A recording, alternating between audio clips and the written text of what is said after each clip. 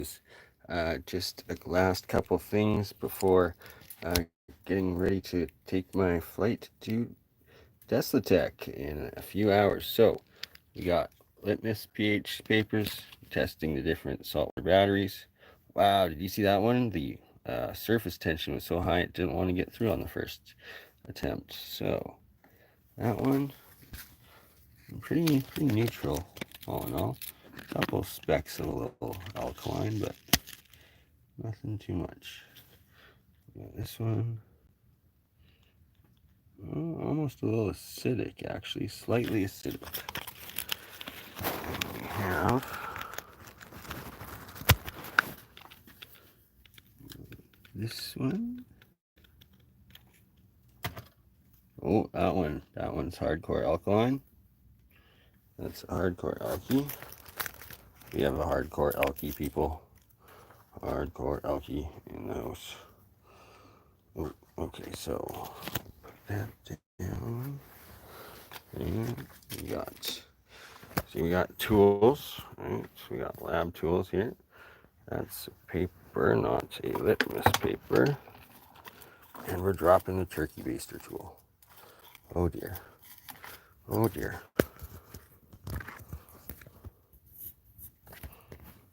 Okay, so we got that. We hold it tight. And we put it in there. And wow, look at that. So the yellow portion, it was all submerged. The yellow portion that it touched, extreme alkaline. The gray part that it touched, slightly acidic. Interesting. Live science. We're learning things. Okay, and we're going to take a couple more. Oh no. Oh no. I've got diatomic oxidized aluminum on me. No.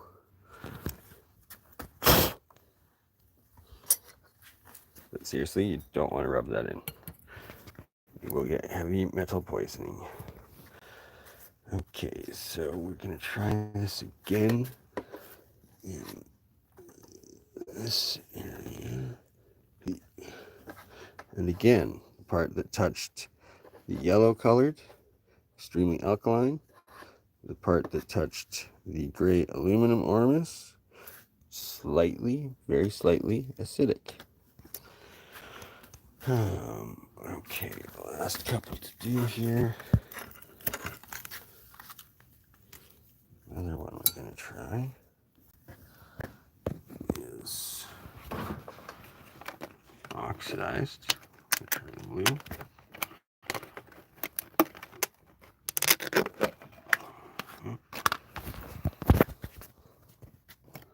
Yeah.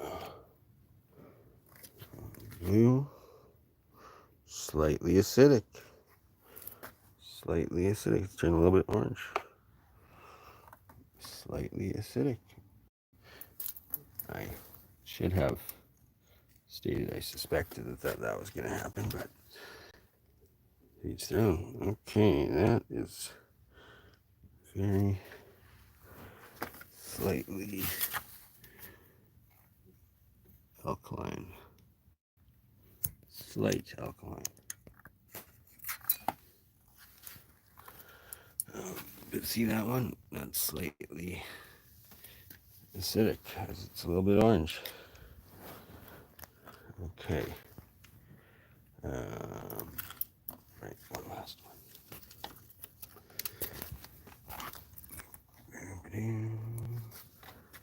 This guy. Slightly alkaline.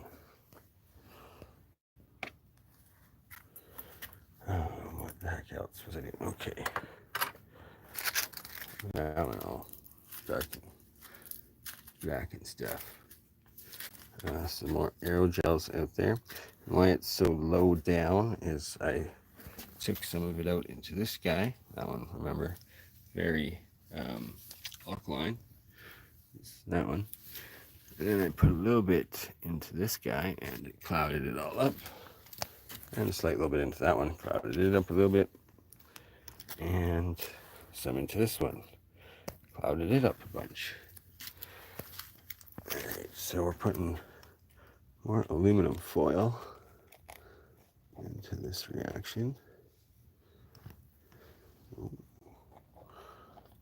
Only on one electrode.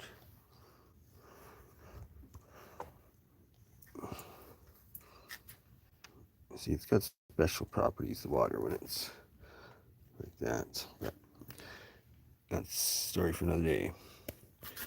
Oh, okay. Apologies. Do one more. We're going to try. That's not. Oh. And reaction. Pretty much nothing. Or slightly acidic. Yeah, it's going a little bit orange.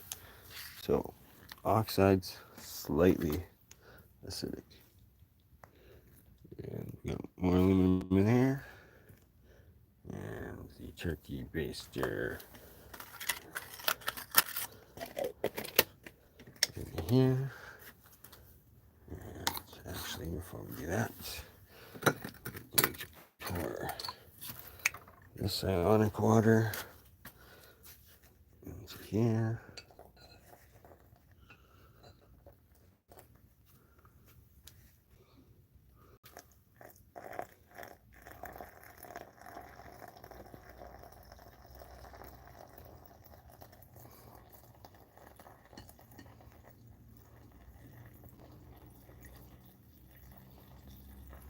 You can see monoatomics, monomolecules still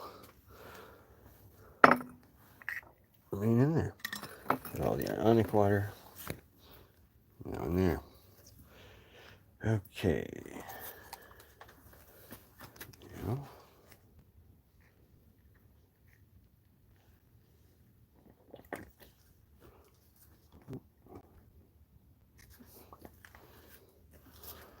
slightly yellow. Put a little bit more in there.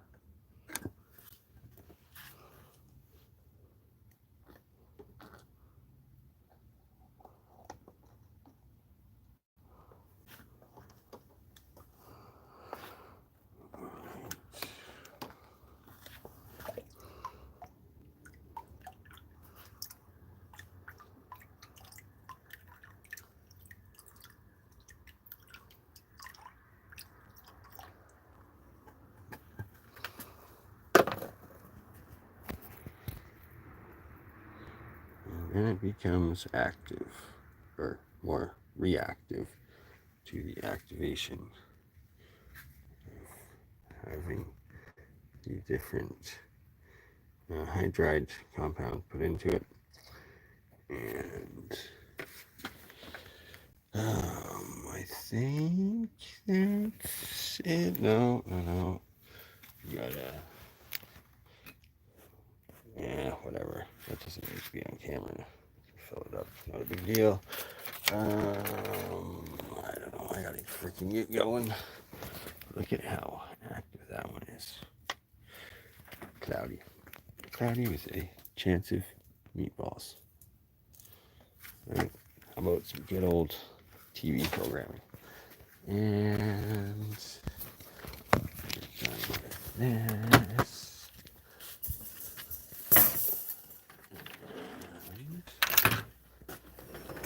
Oh, I remember what I wanted to show. Perfect. Good thing I'm still alive.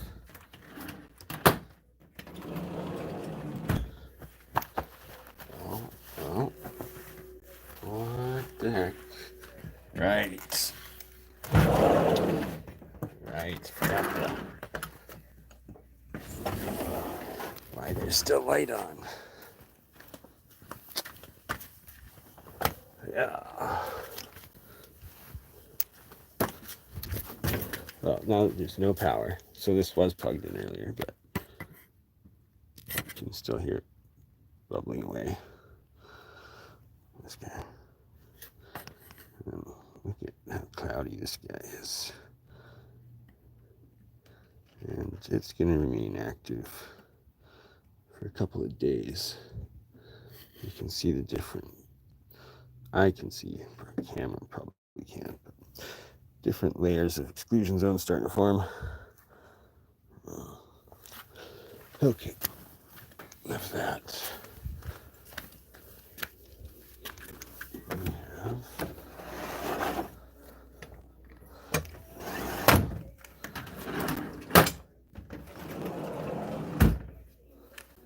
what I wanted to show this guy and how fluffy the monatomic is after you rinse it the first few times. There's this one that I put some of the yellow in earlier, and this one that I put some of the yellow in, and it really remained yellow. And packing the last computer stuff up for Teslatech, and then I'd be on my way in an hour or two to the airport, so gotta let all you go. Thank you for tuning in, and we will see you all at Teslatech. Ta-ta. Oh, Torrid needs to become a moderator first. Yeah, let Torrids, or what? Let me see some transmutation. So, transmutation stuff, not quite showing yet, but what I do show is the transmutation color states of metal elements, and those themselves are not transmutations. They are hydride and oxides that attach to the white monoatomic. So oxides turn blue, becoming diatomic. And oh wow, let there be light. This thing just turned on its own. Interesting. All right, so last couple things. That was monatomic silver. I forgot why. Let's show, but all right. So you got oxides, blue. Then you have the yellow that they claim is the sulfur state. That's a hydride, a very strong hydride. Oh shit! Sorry. There we go. That makes more sense. So yellow state, and then we have red state, and what else? Oh, there is the orange state, and green state, purple state, and specifically the pink state, and yeah, white, pink, green, orange, yellow. The different transmutational states, metal elements, and again, those are the neutral white or clear aerogel that also can be formed from it. And then the ultimate goal is to get it into this pink crystalline state where Sir Isaac Newton states one metal element can be transmutated from one element into another. And that is something I will cover in my presentation. Trying to show also the black state. Nano-coated black states. That's not really a good example. There we go. Up there you can see the black. Black state. Pink state. Red state. So the pink copper. Red state copper hydride. Very red. Very deep red. Yellow state. Got the purple state. Royal purple. And then you got the shimmering pink state when the crystals actually grow on it. So that right there, that's silver in the crystalline pink state. And it's that I've been able to get every pure metal element that I make an anode and cathode out of, when it's both the same element, into all of these same colored states. Thus, it's got to be hydrides and oxides, because that's the only thing that can be added on consistently to each of the elements to turn them into these.